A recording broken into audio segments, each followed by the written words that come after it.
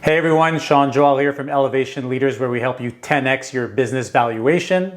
Going to talk to you today about a subject I am very passionate about, the art of speaking. Now, I'm going to start talking to you about the different formats you can do when you're looking at speaking, and then I'm going to talk to you a little bit about the structure you should be taking on. So, we spend a lot of time speaking in our lives, right? You could have one-on-one conversations, you may be in a group of people, you may be presenting to a large audience. There are so many different formats of speaking, and I just want to break down how you should be tackling these different speaking opportunities.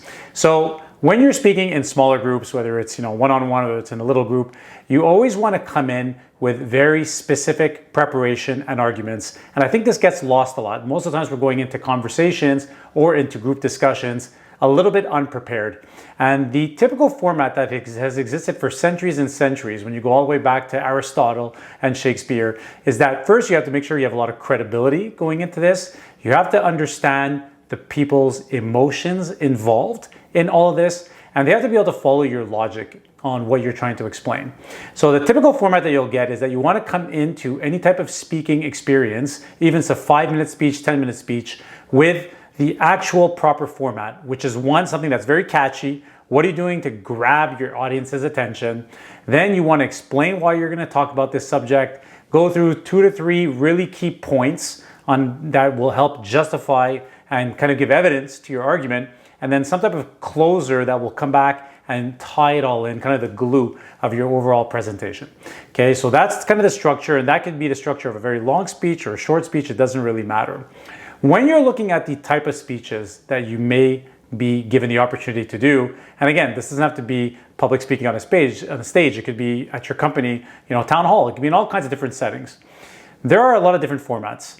The first format you're going to see a lot of is kind of a keynote. Okay, you've probably been part of these. Maybe you've given some of these. These are typically 45 minutes where you are the subject matter expert. You're going to go there. You're going to inspire. You're going to motivate, and you'll probably take some type of a Q&A at the end. That is a very popular format that we see out there.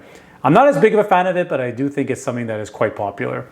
The next format is what I call giving more of a conference. Okay, a conference that I see is more 60 to 120 minutes, kind of 1 to 2 hours. And typically in a conference, you will not only inspire and motivate, you're going to start giving some tools. Okay, the audience members should leave with some concrete tools. There may even be a section of that time where you're actually going through a workshop specifically where they're working on something you've given them to do. They may even come up and share on the stage with you after, to show the other audience members what they've learned. So that could be another really interesting way of doing it. And then the third section is really what I call a workshop, which will typically be between 2 and 3 hours.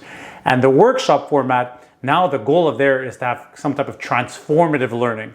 Okay, something where the audience, the participants are going to leave feeling completely transformed, being able to take on some type of a whole new vision of the way they're going to do things. And typically in that workshop format, you will have a lot of different tools. You're going to make them do some individual work. You have some of them present some of those ideas. You're going to leave with tools. You're going to leave inspired. You're going to kind of wrap up everything that's in a keynote and a conference all into one to make it more of a workshop. You may even have a workbook at that point that has several pages.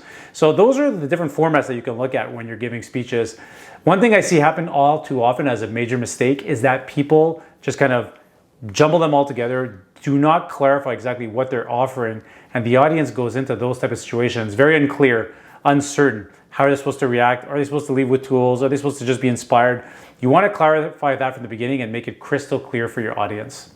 So I hope that has helped you along your journey of speaking here. Remember, whether you're speaking in a large group or versus speaking in a very small group, you can use that format I spoke about to your advantage. Make sure your audience knows who you are, what your logic is, what emotions you're bringing to the table, and the structure has to be nailed down to have the biggest impact possible. I hope this video has been helpful. If it has been, please do share with your network. Thanks. Have a great day.